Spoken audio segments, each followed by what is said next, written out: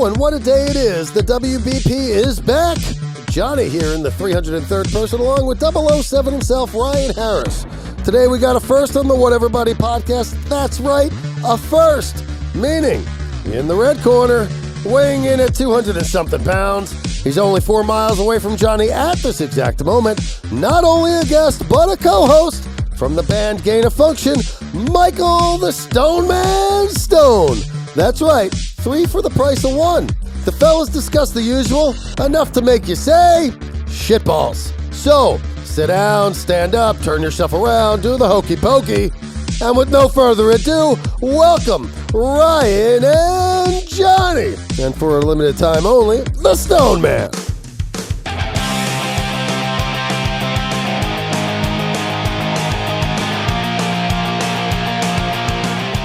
Dude, what's up?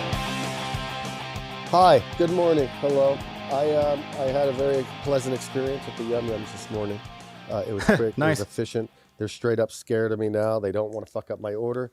They get it right every time now. Laying down the law. I've laid down the law, but I've moved on to like telling them not to cut the sandwich because they don't clean the knife before they cut it. So they'll cut like something with like cheese and avocado and all this shit and then come right on over to mine and cut it. And This is your daily process. deli. Wait, I got to take the sweatshirt off. I wear it all the time. Go ahead. While you're doing that, I'm going to tell you something. I have my iPhone, is my camera recording me. And if you're watching on YouTube, you can see it. But if you're listening, I have a shirt with a face on it. And my iPhone's trying to recognize the face on my shirt. Alice Cooper. It's trying to identify the coop. It'd be really weird if your phone did open with Alice Cooper. I want to do something different today. So we had planned having a guest. Yeah. So we are having a guest, Stoneman, Michael Stone. He's coming in. But see, Stoneman thinks he's just coming in as to get interviewed. I'm changing this shit up. We're doing something different today. Today, we're having a third person host this show with us. We're going to bring in Stoneman. We're going to talk about the shit we talk about, and we're going to get a third perspective, third opinion, something different, something out of the fucking blue. Yeah. Call it out of the red, call it out of the green, call it out of the orange, whatever you want.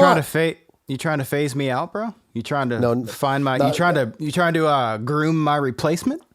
No. I was thinking about it. Ryan Harris, stop it. I personally think that Stoneman probably has some good views, probably some not ordinary takes on things. So I figured some if there opinions, was ever, if you will. Yeah. If there was ever a guest, now he doesn't know we're doing this. So when we bring him on, we're gonna fucking throw this at him. He might be like, "I'm out of here." Who knows? But I don't think that'll happen. I think it'll be fun to have another guest with us today to just talk about stuff, and of course we'll learn about Stoneman, and he was we met him on the road playing when he used to be in the band Butterside, and lots of stuff to talk about along the way here. So I mean, Good idea, Jonny. Good idea, buddy. I yesterday had to get up really early to go get my car fixed. Yeah. Not fixed, oil changed. So let me rephrase that. I had to get up early in the morning to go get raped at the car dealership. Jeez. And well, I wonder if Jiffy Lube would be cheaper. Like I do wonder if it is. No, cheaper. Jiffy Lube sucks, dude. Jiffy Lube upsells everything. Last time I went to Jiffy Lube, they're like, "Oh, well, you need this too, and you need to replace this, and you need to replace this." I was like, "Hey, guy, oil change. Thanks. Yeah. Later." How much did the oil change cost there? Out of curiosity, I'm just curious if I got robbed.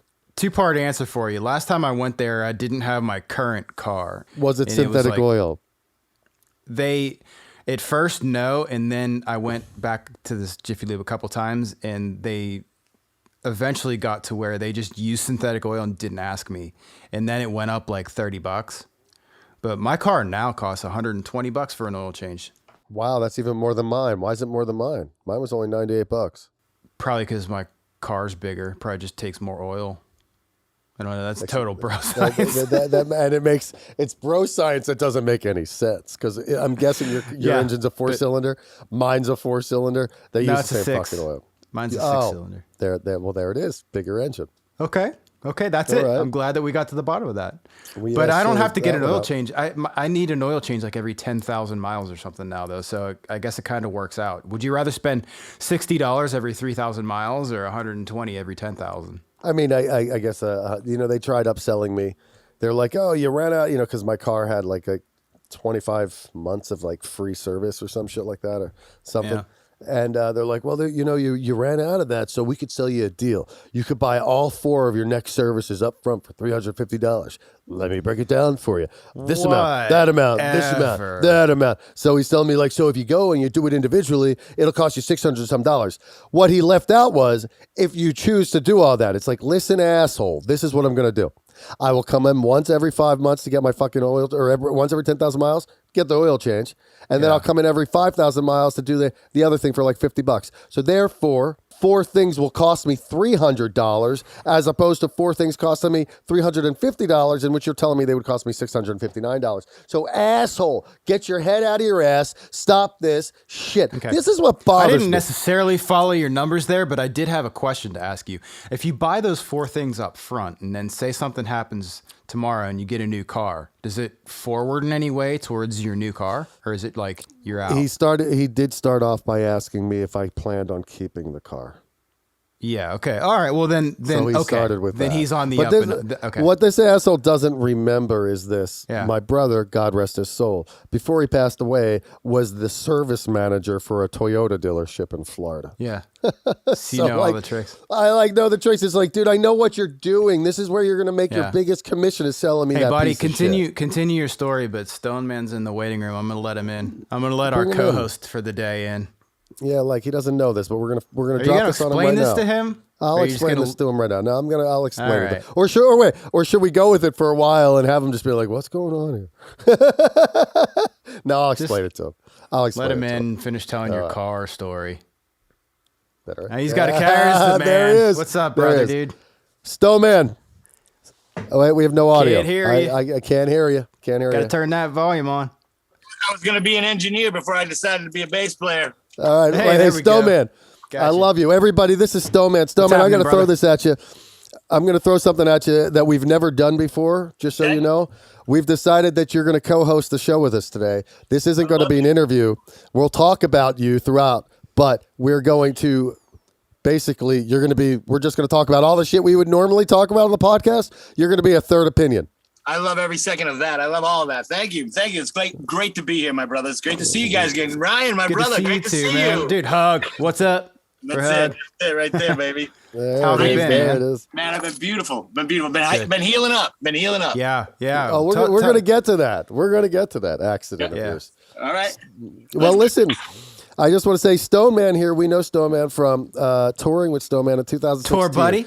And we're going to get to all stuff Stoneman, but in the meantime, let's go through some topics that we're doing. I was telling Ryan about yesterday morning. I had to go and get my car. I get an oil change, so I go to the dealership. On the way to the dealership, I stop at the old gas station I used to go to. Now, I don't go there anymore because when the pandemic started, they wouldn't let me use the powdered creamer for my coffee because of COVID. I'm like, so I can't touch the fucking powdered creamer. What if I use a tissue? They're like, no, you can't use it. So I stopped going there. But on the way to the dealership, I had no gas. They were going to take my car out maybe for a drive. I needed to put a couple of bucks in. Guy offers me a cup of coffee for free. I'm like, oh, you know what? I'm going to the dealership. I'm going to take their free coffee, and then I'll come back on the way back, and I'll grab your free coffee. Not a problem at all, right? So I come back. When I come back, it turns out that when I bought the gas, he only charged me $5, and then he gave me $10 worth of gas. He hit the wrong button. He had to pay $5 himself. I gave him $5. I'm walking out to my car. Something about this made me think, since I had $5 on my wallet, I was just like, you know what? I should just buy lottery tickets. I never buy lottery tickets. Why not just go in there? It just seems like one of those moments of like, you know what? This is your chance. Just go get the fucking lottery ticket. Right. So I go in there and I'm buying the lottery tickets and I go, hey man, has anybody won a big lottery here? He goes, yeah, dude. Some dude won $750,000 on a scratcher. So I look up, he goes, dude, but check this out. He goes, the guy who won it was a homeless guy who lived in his car in the Ralph's parking lot next door to the fucking gas station. This fucking homeless guy goes in there, buys a lottery ticket and wins $750,000 fucking dollars. How great is that? Beautiful. That's beautiful, man. If anyone that was 2 months ago. He's back in his car now. For real? Kidding, I'm joking. No, I'm joking. That was just a bad joke. Well, no, dude, because what's the number of like lottery winners that go broke? It's like, man, you see it all the time, right? It's like crazy. Those guys there. It's like 70 or 80% of lottery winners go broke. Man, you see them all the time. You see it all the time. They get a ton of money. Then they're just like, I'm going to spend it like I'm a rock star. And the next thing you know, they're like a rock star. Well, listen, how's that different than any NFL player who doesn't get the second contract? That's right. You know what I mean? Well, at least the NFL player earned it. No, it's completely different. The NFL player earned the contract. That fucking guy earned it too. He fucking scratched it. He bought it. He earned it. Even assholes like some football players are idiots. So let's look at Terrell Owens. He had 3, 4, 5 contracts, made over $100 million, had fucking 8 kids with 7 chicks, is broke now. He had didn't he have 13 houses? Dude, he played some stupid. He was just spending on anything and everything. Yeah. Buying cars for friends. And in fairness, though, let's be real. Let's each ask one another here this. If we were 20-something years old, early 20s, somebody gives us millions of dollars. Chicks are trying to fuck us left and right. You know what I mean? You know, who likes to use condoms? I mean, let's be real. And even if you do, let's not don't think for a second they ain't poking little holes in that shit so they can get their fucking share of that money. What is your question, bro? What I'm saying is, don't you think that any one of us sitting here right now, under the same circumstances of being in our 20s, early 20s, I mean, like me, I'll speak for myself. I'm not in my early 20s. I still have fucking problem controlling my money. No, I'd have been good. I didn't know what to do. Good. Not me, man. I'd be dead. I'd be out of control. I'd be the guy. I'd be that guy. You know what I mean? Like, what do you need? Okay, let's go. Come on, I got you. My girl would be like, Stone, calm down. What are you doing? I hope to think that I would be generous like that too, and go out and have fun and do your thing and all that. But then you get to a point where you're like, okay, well, I don't need to spend all of it. Like, right. I don't know how they get like that. Look at what's his name? Walker, the basketball player. He used to play for the Celtics. He had many contracts, and he's same thing as Terrell. He had a bunch of babies' mamas, bunch of kids he had to pay for, the whole 9 yards, and now he's just broke. And I mean, he's made hundreds of millions of dollars in his career. It's probably not as hard as you think, because what probably happens is they think, well, I got investments, I got this interest, I could just lift off the interest. Before you know it, they buy the fucking $4 million house, they bought 3 fucking $200,000 cars. Shit just adds up. You know, next thing you know, you're like, fucking, I spent my interest for the next 10 years and the lump sum. You're paying property tax on like 10 houses. And 10 girls. Right. You know, who knows how many houses are in California, which means the property tax is through the roof. Right. Yeah. I mean, so it's crazy, man. I don't know. I would like to think that I would have enough common sense, enough sense but at 20, no way. Yeah. No chance. No chance. Well, so it's got to be related. So if like 70, like a large percentage of people that win the lottery go broke, it has to be equal to the types of people that are playing the lottery. Like, well, what's that say? I played the. That sounds shitty. Hold on. It sounds like I'm being a dickhead. Let me tell you why. I've got fucking lottery. The degenerates that play the lottery like Jonny. 3 ways if we win right here. Yeah. I bought those yesterday. No, they're tickets. But 2 of these actually were played yesterday. I wonder if I won. I could be a millionaire, guys. You could be talking to a millionaire right now. If you win the Powerball, you got to give me that 20 back that I lent you like 8 years ago. If I win the Powerball, I'm off the podcast. Stone, you got my job. So did you win the lottery? Did you check your lottery tickets? Because if I did, I wouldn't be here anymore. I would have been like, later. Driving to Johnny's Sacramento, broadcast just would have hung up. I would have hung up, went over and met him. He would have blocked me in the driveway. Where we going, Sacramento. We got lottery money to spend. We're going to Sacramento. We're going to Pacoima, then we're going to Sacramento. Why Pacoima? Why not? Well, Ryan, you know where Pacoima is. Vacation capital, Sacramento. Yeah. Pacoima is, so I live in Sherman Oaks. It goes Sherman Oaks, Van Nuys, Pacoima. So he said we're going to go to Pacoima first. So I thought that was an interesting place to stop. I lived in LA for 10 years and I never heard of that town. That's probably more on me. I always tell my girl, I'm taking you on a trip, baby. You want to go to Pacoima? Nice. It's a cool name. Yo, Stone man, I got a question for you. I like your point of view on certain things. What do you think of TikTok?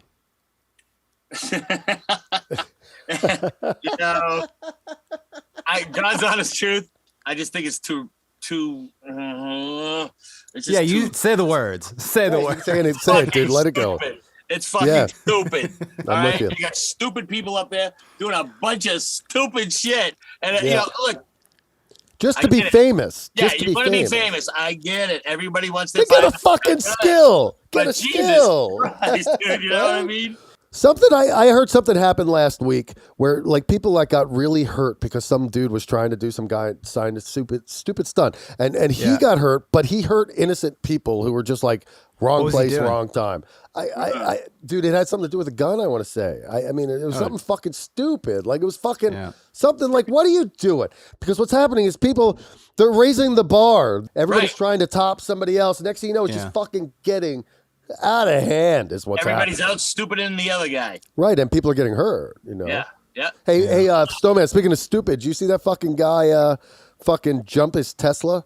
I think it was for a TikTok video or fucking Tell you some shit what, like that. I was at Echo Park at a reggae concert. I know I was right there when that happened. I was shit. right there. And That's like, scary. that guy kept screaming. He came screaming past us, went past up the hill, and then he did all that shit, man. That was crazy. Did you see the video? Yeah, he bounced off those cars on the way, trying to stop. That was I'm gonna pull it up. That could have been bad. Dude, that's okay. So you know those hills are really steep, right? For anybody listening, LA, you wouldn't think about it, but LA's a lot like San Francisco. We have these really big hills in spots of town. Yeah. And in Echo Park, you'd be driving up one of these hills, you can't see. It's like a fucking roller coaster. You cannot see what's coming up. Nope. If I was, and I get freaked out if I drive up those hills, I would be so like you wouldn't see that coming. You would not see this asshole coming. Check this out, dude. A dangerous stunt Dummy. that goes terribly wrong. Fucking crazy. We're on this side of it. We're on Tesla this side of attempting it to when it happened. fly by speeding up Baxter Street in Echo Park. That was wild Dude. to watch, for sure. Too much. Crazy. Dude, like that guy's lucky. Like, His car didn't here's flip my- all the way over. You Here's know? my I mean, like, comment. The lady talking on the news, there's a news broadcast, goes, stunt going terribly wrong. That went about as good as it could have possibly right. gone. That's what I was thinking. I was thinking terribly wrong would have been people dying and shit. Right. Like, The car Didn't hit a Jesus. car, didn't hit a person, didn't hit a tree, didn't. So what? drive Wait. into a house. Hold on. Are you condoning it, Stop. Ryan? Wait, Stoneman. 1 second, Stone. Hey, Ryan Harris, are you Yeah. condoning this? I'm 100% down with the dumb taking out the dumb, you know? Well, yeah. I'm down with that. Darwinism, Johnny. I'm 100% down with Darwinism. Well, all right, you're gonna call me stupid. Spinning I of don't the know. I don't know. I don't know what that means. Darwinism. I've heard Survival of of it, the but I don't know what that fittest. means. Okay. How have I made it this far? If you're climbing a telephone pole because you want to see what happens if you touch the wire, you don't have the breeding genes. That's the Darwin. Yeah. Oh, okay. All right. Johnny I'm not didn't know even. what Darwinism is. You're dumb. You're dumb, asshole. You're dumb. You're a dick. Oh, Hey, you know, Stoneman. Funny, man. Goofball. It took me a second. When I saw you last time, I'm like, what looks different about Stone? His hair is still long. But then I realized that all the years that I've known you, you had braids, and now you don't. Well, at first I thought I'm gonna take it all out. I'm gonna take it all out nice and easy. And after like 2 days of trying to do that, I was like, fuck this. I grabbed the scissors, chomp, just chopped it all off like up to here, and then just unbraided the little bit that was left in it. Like this much of it. And I never had short hair since I was a little kid. My dad was a military guy. Hair had touch my ears, touch my collar. Let's go to Louis' barbershop, son. My whole life, right? And so then, my God, no wonder you ended up in rock and roll. That's how he ended up in rock and roll. It's true, man. It's true. I always wanted to have long hair. I always wanted, right? And there's just no way I could have it. I couldn't have it. And so then, I started growing. Now I grown it. Like even when I played the college, I played football at college, and they were just like, all right, look, the defense, we all have mohawks and bald heads, and I had longer hair. I had kind of a Canadian Uber mullet going, right? And Wait, what's a Canadian Uber mullet? Because I think we just found the title of our episode. Yeah. working the front, party in the back, baby. You know what I mean? The mullet, the Uber mullet, really Canadian hockey player style. And That's okay. Hockey hair. that. And so, when I was finally on my own, I started growing it. I just let it grow. It was like, how do you get your hair so long when it was really long? And I was like, I'm going It's to really long now. Here's the hint right here. Don't cut it. Just don't cut it. Right. I mean, that's it. And so, you know, when I cut off the braids, I was a little kind of weird, you know, I could see my face. I'm not the most handsomest guy in the world. I was like, oh shit. Oh, don't undersell yourself, Stone, man. Not true. Thank you, my brothers. God bless you. Yeah, I never had braids before. I just to have it kind of long and dready kind of. Then, you know, when I got to Butterside, I just, you know, Patrick was kind of like, let's do something, like do your hair. And I'm like, did you say do my hair? I'm like, no, no. But, you know, I have to, he got me finally. I said, all right, let's go do it. So I went, you know, get it all braided up instead of just being one big pile of mess, and which is kind of what it's coming to now again. You know, it grows pretty fast, though. I'm lucky. While we're on the topic of you, let's learn a little bit about Stoneman. First, I want to say, Ryan, you don't know the story. I want Stoneman to tell you because this is fucking crazy. I didn't realize how bad it was. I saw a post. Stoneman was in the hospital. You know, I didn't know that like it was like fucking like could be life threatening. Like I had no idea it was that fucking big. But he told me the story. Can you share the story with Ryan and the listeners? Yeah, I was going to ask you how you're getting around because I haven't talked to you since that all went down. Well, you know, I was driving down the main drag on my Harley. Girl pulls out left in front of me, drills me. Shattered my pelvis, broke 6 ribs. Probably can't tell because I'm such a handsome devil, but my nose was broken. My orbital was crushed all through here. I had to sew my eyelid back on. Right? Oh my God. 6 broken ribs. And the main thing was it sliced my vena cava, which is one of the main arteries to your heart, which pumps blood to and from. Mine got sliced, but at the same time, I was lucky it got crushed. So instead of just dumping blood into me, it was kind of... It kind of created its own tourniquet. Exactly. So that's basically what saved me. You know what I mean? And so I was 6 minutes from USC, the greatest trauma center in the joint. And so I was in the joint. When you say he just said the greatest trauma center in the joint. There it is. Those guys. When you say you sliced, what was the artery? Vena cava. Was it the force of the impact that did that, or was it the? Well, I don't really remember the accident. I mean, I had no memory. I woke up. I was in a coma. I woke up.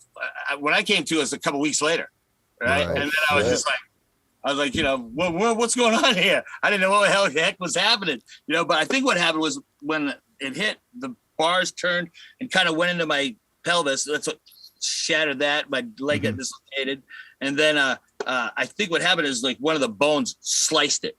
Jeez. And then when it sliced it, it also, the bar crushed it against the bone. So that's what I think happened. That's what it. So there's an artery in your leg.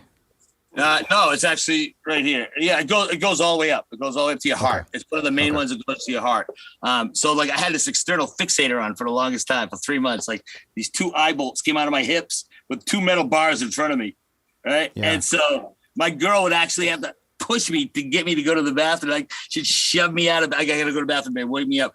She'd push me out of bed so I could get up and go. You know, and it was definitely a rough 3 months. Whenever you wake up a couple weeks later in the hospital, like you said, obviously you're going to be foggy. But do you feel a sense of time loss? You know what? Yeah. I didn't know I really didn't know what was happening. I had no idea what was happening until I was like, you know, probably almost 3 weeks into it. That's when I started realizing like, holy crap, you know what I mean? But prior to that, I didn't know about time. I just thought it was the other day. You know, I got up, I tell the guys I'll be over at rehearsal tonight. When I woke up, right? And I'm still laying in the bed. I got tubes coming out of me all over the place. I'm like, I came to, and they're like, oh my God. I was like, tell you guys I'll be over tonight. I'm going to have to do the first show in a chair. Wow. that was it. My girl said, that was my first question. My first thing I said was, tell the guys I'll be over rehearsal. And said the second thing I asked was, when they started telling me what was wrong with me, I was like, does my junk work? Right? Because does your junk work? Yeah, thank God. Thank you. God bless the Lord. Yes. You know, I'm all set. Because, you know, my friend showed me this stat. Only 2% of the people that get that injury live. Right? That sliced vena cava. And only 2% of that 2% ever get their junk back. Really? This guy. See, you're an athlete. You're an elite. You're an elite athlete. You should have been the one checking those lottery tickets, not me. I'll tell you. Yeah. It's true, man. It's true. Hey, man. I'm definitely blessed for that. I don't mean to dwell on the injury or any of that stuff, but I'm kind of interested. Like, what's the road back physically? Like, what did you? Yeah, I mean, have to do? Technically, I'm still supposed to be in a wheelchair. You know, I'm supposed to be in a wheelchair until August. But like they gave me some exercises when I first got out. You know, first got out of the hospital. They gave me some exercises, and they would say do 2 sets of 10 every day. Well, you know, I did 10 sets of 15. I would do them all day. I'd do the exercises all day. What else you doing? Right, exactly. I couldn't do anything except those exercises. I couldn't go out. I couldn't move around, you know, except just do those exercises. And I would just do them all day long. So finally, when I went to the PT guy, he was just like, wow, you know, you're gonna have a lot of time here. And I just started working. And I was there for a month, 1 month, 4 weeks. And he was like, you know, from where you came into now, it's amazing. Your heads and tails. You don't need to come see me anymore. Whatever you're doing at home, keep doing it. You know what I mean? And so I went to a rehab place. I was there for like 12 hours. Right. And I was like, this looks terrible. I'm out of here. Right. And I just literally got a wheelchair over to me. Right. And the guy had one. He was out cold. I kind of stole his wheelchair, brought it over. I got myself out of the bed, into the wheelchair. And I get out. I call one of my buddies. I go, I need you to come get me. My girl had called all my buddies, Thrall, George, all my boys, Pharaoh, Cappy. They were just like, don't pick up Stone no matter what he says. Do not go pick him up from that rehab center, from the PT center. So I called them all. They're like, sorry, Stone, can't come get you. I had to call one of my old school gangsters. I was like, bro, I'm in Pacoima. I was in Van Nuys. He's like, I'm in Pacoima. That's why I thought of Pacoima. He's like, I'm in Pacoima. You're right over to pick you up. I was like, all right, cool. So you got me, right? And I'm just like, I'm wheeling myself out. I was like, Mr. Stone, what are you doing out here? You can't be here. Go back in here. I said, I'm out of here. I said, I'm rolling. He goes, Mr. Stone, you can't leave. I go, you watch me. And so finally, he said it one more time. You can't leave Mr. Stone. I go, look, my brother's out here right now. So he'll come in here with a fucking chainsaw. He'll tear this place to the ground. Okay, now how the fuck do I get out of here? He's coming in right now. Right down that hallway and second door on the left, Mr. Stone. And out the door I went. I was there for 12 hours. And I just couldn't take it. You're that guy in the movies, like ripping the tubes out of his arm. I'm like, where are my clothes? That was it. Like, I stole this poor guy's wheelchair. You know what I mean? Like, I got a whole, it took me about 25, 30 minutes just to get the thing turned around so I could get it over. Borrowing it. Yeah. I still have it in my house, poor guy. So how are you walking now? Yeah, right now it's just. Yeah, how are you getting around now? I'm doing better. I'm doing 1,000 times better. You know, every week I see the progress going now. Yeah. I'm blessed. I'm just blessed. And I think a lot of my friends, a lot of family were praying for me and just really kind of put me over the edge. You know, and I've never been a big religious guy or anything like this. Right. I mean, I grew up Catholic, you know, so I think the power of prayer, because, you know, all my friends are putting in the cosmos is coming in. And I kind of believe in that now. You know, I have a good, strong belief in everything happens everything happens for a fucking reason. There's so many things that happen there. You weren't supposed to go. You know, like, people don't survive that shit. I say this all the time. I don't like to use the word God because I feel like that word represents a man, and I think that's bullshit. So I think like higher power is the better way to do it. But until the day somebody can teach me how the fucking eyeball works, do not talk to me about there not being a higher power in this world. Yeah, and with that being said, you surviving what you survived, that's fucking insane to me. That's absolutely insane. Right. And also the head surgeon at USC, the guy who comes in, he trains everybody, happened to be on duty for 3 hours that day when they brought me in. And he was the guy that worked on it. So after that, he was just like, I was in there getting that external fixator off, and he walked by and I'm like, hey, Doc, go Trojans. Like this. He's like, Michael, how you doing, man? He goes, I go, I'm getting this thing off today. He's getting it off already. He goes, my girlfriend says, is this going to hurt, Doc? He looks at her and goes, I'm not going to feel a thing. Don't worry. Right? He was a funny bastard, right? We start cracking up, and he gets down when he looks me right in the eye, and he goes, Mike, you're my strongest miracle. This is going to hurt. Right? And he was fucking right, because. Oof. Well, what had to happen to get that device off? They had to, well, first they took the metal bolts, the metal bars off it, and then there was just 2 eye bolts screwed into my hips. So they hit me with a round of morphine. They said, look, you're going to be out in 25 minutes. 25 minutes later, they come in. I'm like, so I don't think this is working. I think I need another hit. He goes, what? You're like, I'm built different. I need more of that. I need another rip. I need something. This ain't working. Like this, he goes, look, you're only allowed one, California state law, and this has got to come off now. So you ready to do this? I was like, God strike me dead. God strike me dead. I said, give me the towel. I took the towel. put it in my mouth, bit down, and he started cranking it off, right? Just nothing, no. And I mean, I screamed like a baby. So essentially, he's unscrewing a bolt from your pelvis. Exactly. 2 of them. I actually tapped out on the left one. I tapped out halfway through. Right when it came out, I mean, there was a puddle underneath me from just screaming my ass off, right? And then this one came out, and I tapped out halfway through. I was like, wait. And then, all right, go. And then they did the rest of it, you know? And once it was out, I was just like, oh, this is amazing. It felt I didn't realize how much it was holding me together, you know? And so that's been the hardest thing. Hearing I hear clicking every once in a while in my pelvis, you know what I mean? Like, I got 3 permanent screws in there, so every once in a while you hear it. Do you think you'll ride bikes still, or? Well, you know what? I went out and looked at a new one the other day.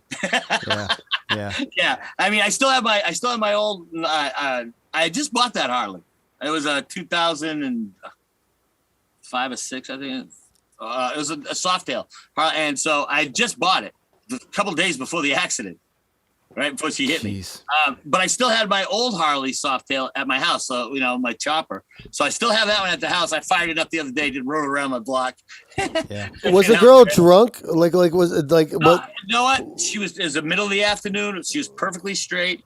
You know, I think maybe she was texting. I'm not sure. Look, I know it was a mistake. All right? She didn't do it on purpose. And she was crying. So I'm not mad at her or anything. Have you talked to her after the fact? No, I haven't. You know what I mean? And there's no need because I'm not mad at her or anything. It was an accident. That's why they're called accidents, right? Otherwise, it'd be called it on purpose. So tell us a little bit about the journey, dude. How'd you get from fucking New Hampshire to Los Angeles to Butterside to all that other stuff? You know, I was pretty buckle. You know, from the time I was a little kid, all I ever wanted to play in a band. That was it, right? So, and then there was this kid. His name's Tim Rossi. He plays for Blackfoot now. And he's an amazing player. And I met him when he was like 12 and I was like 16, I think. And he was like so amazing. I was like, damn, dude, you ever need a bass player or a guitar player in a back, whatever, just call me. I'm your guy. And then here we have, fast forward 5 years later, you know, he's like 17 or something like this. He says, we need a guitar player. We played for a short period of time. We got a deal. We went to New York. We were in New York living like freaks, right? Having the greatest time of our lives, you know. After that, I wound up like my mom. I was kind of a little buck wild, you know. I was kind of buck wild, and my mom was like, "You always talk about going to California to play music. Here you go." She gave me a one-way ticket to San Diego. Oh, wow. You trying to give me a hint, Mom? One way? You're like, that's Really? that's amazing. Thank I you. mean, Also, what are you trying to say? Why San Diego? But then on top of that, Mom, Right. I wanted to go to Los Angeles, not Right. San Diego. She says, you've hitchhiked from New Hampshire to Florida 3 times. You can hitchhike from San Diego to LA. Wow. Right? So then I came out, and here's the funny thing. I was here for a year trying to get the band together, me and this kid, Tim. And then he left with some Swedish guys. He got a gig with these guys. And so I was like, and then the guys back in New Hampshire called me, we're going to get the band back together. And I'm like, all right, cool. So back in those days, you could get a ticket. There was things in the LA Times, Los Angeles, right? You could buy a ticket for $100 out of the paper. A plane ticket, right? So I see this ticket, $100. I got $100 left. I said, I go out to this lady's place. I buy it from her. I'm leaving the pub. I'm like, fuck you guys. I don't like you guys anyway. Go fuck yourselves. See you later, guys. And out the door I went to the LAX. I'm at LAX. I'm standing in line. I give the guy my ticket. He's like, I see an ID. I hand my ID. He goes, this isn't you. It says like, it's some Korean lady, right? I'm like, well, yeah, I mean, I bought it out of the newspaper. And he's like, you can't do that. I go, there was 100 of them in there. If you can't do it, if it's illegal, how come they're all over the place? And as I'm arguing, I just watched my plane fly off, and I'm just like, what the hell am I going to do now? I spent my last $100 on this ticket. Holy crap. And I'm walking back to the airport, and I hear, hey, Stone. I look over, and it's this guy I know. He just happened to be making a delivery at the airport. And so I tell him one time, he goes, well, you come stay with me for a while if you want. I was like, and so I want to stay with him. And then this guy, I don't know if you ever heard of this guy. His name was Sam Mann. Sam Mann and the Apes. They were a fairly big band. Like, and when I first got out here in California, when I first came out here, they were fairly, you know, they were quite large. And they needed a bass player. My buddy, he says, look, I got this band. Here you go. Here's the number. Call him up. Went out for a tryout. And that's what kept me here. That's why I stayed in California. You know what I mean? I was like, oh man, this is great. And how long were you here when you were about to leave? How long? About a year. Okay. About a year. And I'd already been in New York, and you know what I mean? I was just like, I had no place to go. When I first came here, I spent like 2 nights on a bench down in Hollywood. You know what I mean? I was like, holy crap. You know what I mean? I had my guitar, just sleeping with my guitar like this. And so I got out. I got the gig with Sam Mann, and Sam just took me everywhere. Sam took me under his wing, brought me. I played all over the world, all over the place with him. You know, he was crazy too. He had me doing shows in like furry jock straps and freaking army boots and stuff. It was crazy. Dude, whoa. He said furry jock straps. You've got to provide us with a picture of you in a furry jock strap. I want to see it. I swear to God, it was fucking crazy. I mean, and this is before cell phones and all that stuff too. You know what I mean? So, lucky for you. Then me and Patrick with Butterside, me, him, and Rich got together in like the 90s. Like you said, we were out of our minds. Doing bucket loads. Were you part of Mondo Cane? Was that? No, that's when I was in Sam Mann. He was in Mondo Cane. We played some shows together. Okay, right? I met him back then. And so when things started going south with my bands, and Patrick, I don't even know how we hooked up, but he was looking for, to get his stuff together. And so me, him, and Rich. That's when I first met Rich. How did you guys know Rich? Like, how did Rich come into this? Because Rich is like the mystery child to me. Rich is just the greatest human. Rich, I love that kid. He's the best. Rich is the best. I don't know how he came in. Patrick knew him somehow. Then years later, I just remember I was playing in my band, and I met Patrick he was with his girlfriend. I was with my girlfriend. I said, hey, let's go have some lunch someday. Let's go. He goes, you want to go see a movie tomorrow night? I said, yeah. So he bring, me, him, his girlfriend, my girlfriend. We all go to the most worst movie in the planet. And so we went back to my house after, and I had a couple acoustic guitars. I go, man, that stuff we used to play back in the day. And we started playing it, right? And we're harmonizing, singing it. And the girls just like, what the hell is that? That's amazing. Like, yeah, maybe we should look into this. You know what I mean? And that's how, we basically got the Butterside started running up and running again. Some of the greatest times of my life. If it wasn't for him, I would have never met you guys. Yeah. So I'll always love Patrick. You know what I mean? Yeah. It's the way it's gonna be. Now you have this new band called Gain of Function. Tell that story. How'd that come about, and what all went into that? Yeah, it came about. I was playing in my cover band, the G's, where we have, my buddy Thrall, my singer in Gain of Function, the Pharaoh. We were in the G's and Craterface. Craterface was the original band. The G's is the cover band. Craterface, we were doing great. We had songs on ESPN. We were playing all over the place. A drummer got killed on a motorcycle a year before my accident. Jeez, how'd that happen? He was some kid in a Lamborghini. Oh. Did a U-turn and crushed him. Like a few days before Christmas. Oh. And so that was Craterface. And so then I was just doing the cover act. I was just doing the cover band with those guys, with George. George is actually the drummer, is the guest host of The Price is Right. Right? He's the guy with, Drew and George Gray. George Gray is the drummer for the G's. Dude, that's my dream gig. My dream gig. If you could give me anything I want to be the house band for like a talk show or like a late night show or something. We played all the rap parties with them guys all the time, man. Hang out with models. They're just beautiful. So anyway, we were doing the G's, and then it was a New Year's Eve 2 years ago, and I was partying with Rob, my guitar player for the G's and for the Craterface, and my drummer Cappy was having a party down here. So I knew what was going on down here. We were all going to be shrooming, right? So I fell down here. Allegedly. Right? I allegedly. Right. So I get here and we just start going off. It's like 12:30 at night, and we go off till 6 a.m, 7 a.m, just playing, tripping, having a blast, right? And that's basically how it started. We had this kid Neil that came in for guitar for a few minutes, but it started right during the pandemic, just as it started, and that's when we just started. You know what I mean? And so it was kind of strange at first because our guitar player Neil didn't want to, because he was worried about the COVID thing, so he didn't want to come. So, and then we met, and then Rich and Sean were friends, Cappy, and then Rich came into jam. We jammed one time. It was like, holy crap, this kid's amazing. You know what I mean? And Rich is just a great guy. Then we went for singers. What's Rich play? Reggae Rich. He's the guitar player. Guitar player. I call him Reggae Rich because And first time I ever- Cappy's the drummer. Just Cap's so the people, drummer. because like we know, just to let everybody else know, because we're going to show everybody. Stoneman and the band, they were actually really nice enough to record us a live filming of them playing in the rehearsal room. They couldn't all make it today, so they set that up for us. So we're gonna put that on later. But in the meantime, Cappy's the drummer. Reggae Rich. Reggae Rich is the guitar player. guitar player. And I'm the bass player, right? I'm the bass player. And then we bring the thunder. we make the ladies dance. And then and then we wound up going, and then I talked Pharaoh.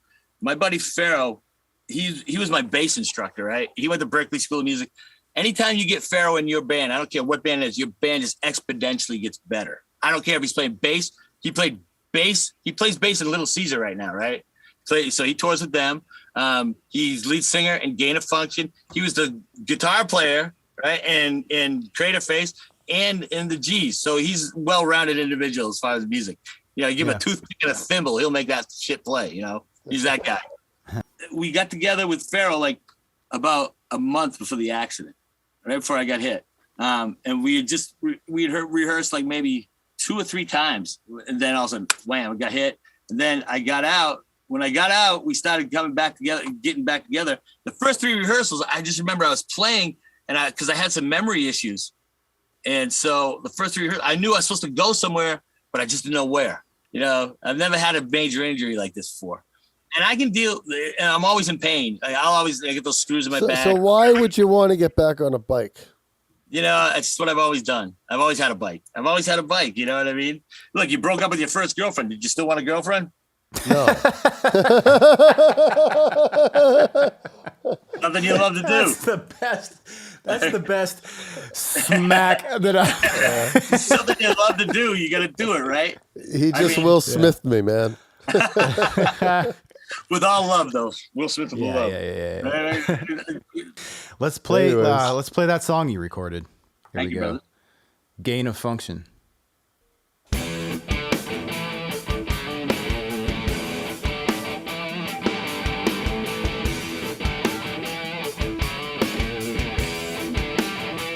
It's in your eyes. I think you might be crazy. It's in your ears. Got me thinking, baby. I know what the hell I'm thinking.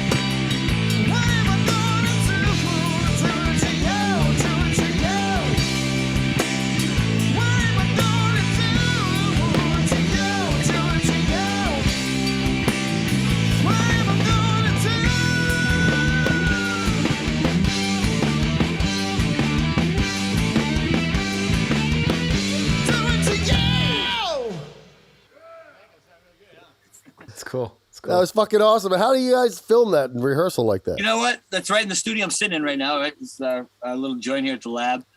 We had a GoPro on my guitar up here, had a GoPro on Rich's guitar down here, and a GoPro 360, which just sits on this pole right here. It just stands still like this, and you do all the movements and stuff on your phone. He edits it on his phone. So what's coming up with the band? You know what's coming up is a break. Actually, my drummer is going out with the Cult. He's Joey Tempestra's drum tech, so he's going as a tech for the Cult. And Pharaoh, he goes out as bass player for Little Caesar. He's going to be going out with them. They go out. Him and Cappy going out at the same time, I think. So they're going to be gone for like 3 weeks. So we're getting back. In the meantime, me and Rich will just be in there recording. So this is we've been talking this whole time, and I can't believe we've gone all the way to now to let it be known that you have been a fucking announcer at strip joints for fucking ever. Yep. And that is like a fucking crazy ass job. Could you You're give the us an DJ. example? If we have a girl, her name's Jaslyn, could you bring her to the stage for us? All name's right, what? come on, ladies and lady killers, get them dollars up on that stage. What is this, like a gay bar, for Christ's sake? Somebody go up there and tip this hot little baby right here. This is my girl Jasmine coming on that stage, baby. All right. To the main stage. You remember that? Remember a while back where a guy got arrested? He left his baby in the car and went into the strip club to go get lap dances, right? Jeez. The I cops think came I did in, hear about that. I It think was I did hear about that. nationwide, right? Well, that was the club I was working at. I was there that day, Wow. right? How old was the baby that was in the car? It was in a car seat. Oh In no! a fucking car seat. Came in to get a couple lap dances. Back to Darwinism. And how did they know? Like who figured Because it somebody out? went by and saw a kid in the car. They called the Yeah. cops. And the cops came in and they're like, "Whose car is this?" Yeah, Who the left cops their came child in the California sun? in, right? I mean, it was unbelievable. My sister, you know, she's a retired police officer. She called up.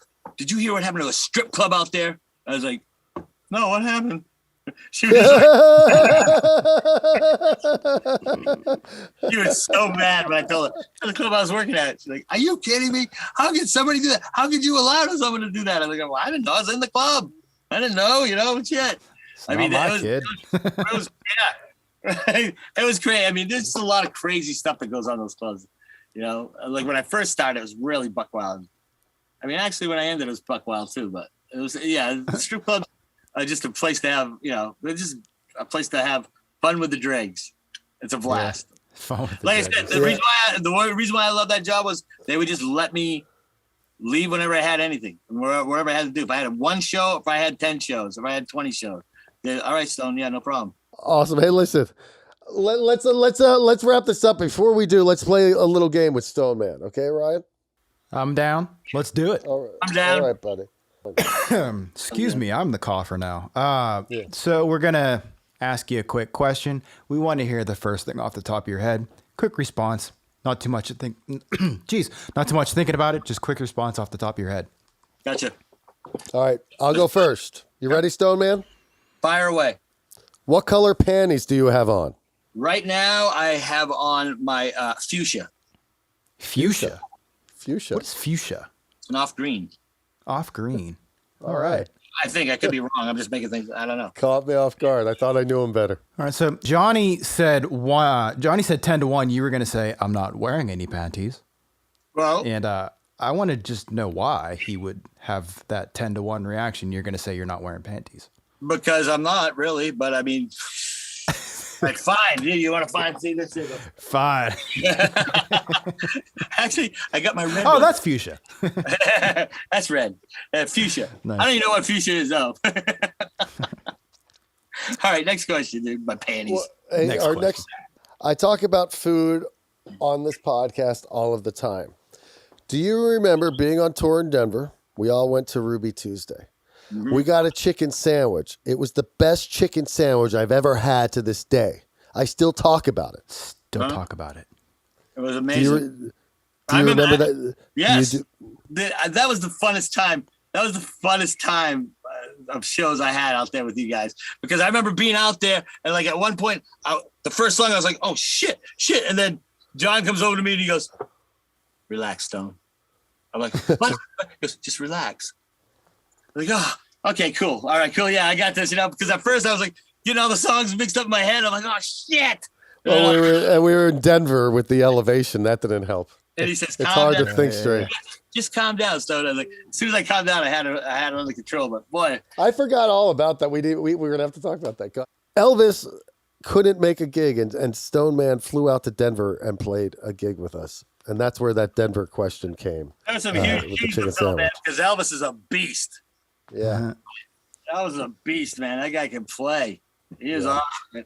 I had the funnest time with you guys. I couldn't believe I was doing "Come Sail Away," dude. That was so great. As a youngster, I was a big Styx fan. I love Styx when I was a kid. Styx was my first concert when I was Really? 10. Yeah. Yeah, man. Like I said, Warner Drive. I thought you guys were amazing. You guys just really helped me out a lot. And I really appreciate all the love. Thank you, my brother. Dude. Well, thank you. Hey, Stoneman, thanks for joining us today. Dude. I This love has you. been great. We did something today that we've never done before, which is have it went from to having like a guest, like who we interviewed, to having a guest who just like co-hosted the think show it with worked us. out. Hang It worked on. out. It might think be it a worked new out thing, great. dude. Jonny, this is the third week in a row that you've come up with something on the spot that worked out. Yeah. Hey, I'm a man of ideas sometimes. Man Most of of the ideas time, over here. not really. Man of ideas over here. Fucking ideas over here. It's When I only don't have Johnny the ideas, it's Johnny up to you to ideas. think of an idea. Yeah. Hey, I'm there you gonna have it. come over to your studio, Johnny. I'm gonna come over in a few minutes. Oh yeah. Come over. I got work to do. I'm gonna come over anyway. All right. Sounds good. It's like, shit, that means I won't be getting any work done. Crap. Yeah. I love you. I Love you too, man. Love you. Appreciate everything you guys always done for me. Thank Good seeing you again, man. Thank you. It's great to And see you again. everybody, Thanks for taking the time. everybody, thanks for joining us today on the What Everybody podcast. Thank You you, know where to everybody. find us. Fucking like, subscribe, and report, as I like to say. I want to say that again. Like, subscribe, and report. Fuck, I fucked it up, but we follow. did it. We fixed it. We Comment. got it. Comment, Troll. all that stuff. All that stuff. Thanks for joining us this week, and we will see you next week on the What Everybody podcast. Yeah. See you next time. One love, my brothers. One love.